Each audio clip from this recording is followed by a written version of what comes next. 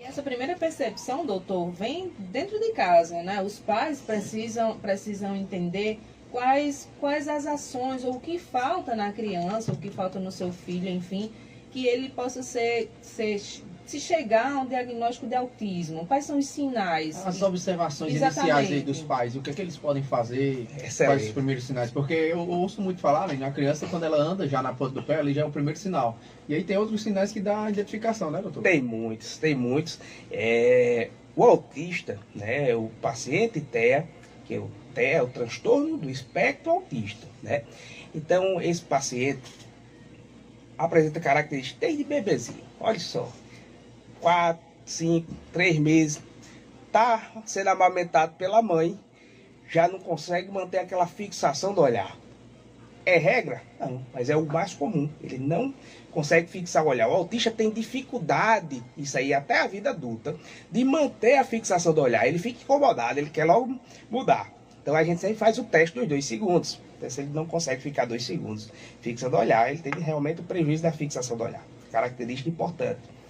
Com o desenvolvimento, você percebe uma coisa chamada de transtorno do sono. O transtorno de sono é comum a 60% dos autistas.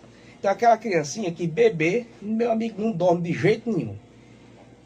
Passa a noite todinha chorando e se mexe muito, aquele sono agitado, gira a cama todinha. Muito comum do transtorno do espectro autista.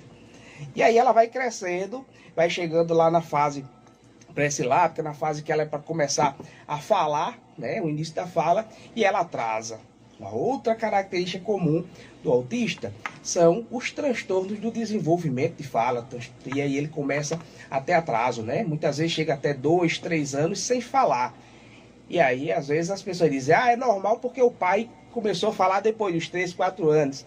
E aí você até tem um meme que diz, eu falo ou você fala, né? Porque na verdade esse pai também tem que ser investigado. Se ele não tem o transtorno do espectro autista, porque esse atraso de fala também é algo a ser investigado.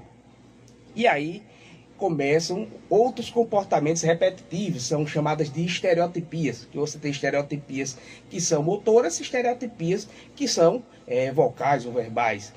Por exemplo, aquele barulho que muitas vezes o autista fica fazendo, é como se ele estivesse testando, treinando o aparelho fonador. As estereotipias motoras, o flapping de mãos quando fica feliz, abanando as mãos, andar de pontas de pé, comportamentos repetitivos como, por exemplo, enfileirar, empilhar carros, objetos, comportamentos de não brincar funcionalmente, ou seja, não dar funcionalidade aos brinquedos. Então, muitas vezes, aquela criança, quando recebe um carrinho, a mãe diz, ele só desmonta, só quebra o carrinho todinho. Ou então fica só olhando as rodinhas. Comportamentos também bem típicos do paciente autista. E aí as características vão avançando. E essa criança chega na fase escolar. Quando ela chega na escola, aí eu digo que se não foi observado até agora, é para ser observado aí. Porque é no momento em que ela é forçada a interagir com o grupo.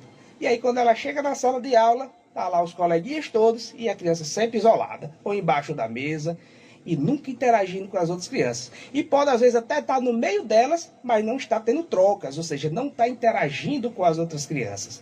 Então também característica comum do paciente autista, ele vai ter dificuldade nessa interação. Então aí nesse momento é muito importante o olhar atento dos professores para poder ajudar nesse diagnóstico. Então viu que aquela criança é isolada, que aquela criança tem esses comportamentos repetitivos, chama lá o pai e diz, olha, vamos dar uma olhadinha aí o que está acontecendo, tem alguma coisa diferente do seu filho. Então essa é uma outra fase importante, e aí por diante.